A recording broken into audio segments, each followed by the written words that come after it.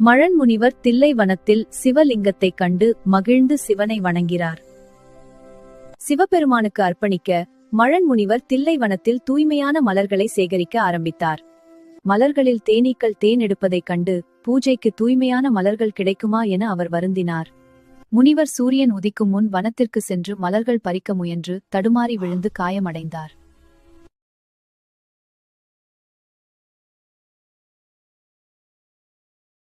முனிவரின் உண்மையான பக்தியைக் கண்டு சிவபெருமான் தெய்வீக ஒளியில் தோன்றினார். சிவபெருமான் முனிவருக்கு புலியின் கால்கள் இருளில் பார்க்கக்கூடிய சக்தியை அருளினார். சிவ பூஜைக்கான மலர்களை இரவில் சேகரிக்கலாம் என்று முனிவர் பெரும் மகிழ்ச்சி அடைந்தார். முனிவர் மரங்களில் ஏறி சிவ பூஜைக்கான மலர்களை சேமிக்கத் தொடங்கினார். முனிவர் சிவ பூஜையை மகிழ்ச்சியுடன் செய்தார். ஓம் நம சிவாய. புலிகால்களை வரமாக பெற்றதால் மழன் முனிவர் வியாக்கிரபாதராக போற்றப்படுகிறார்.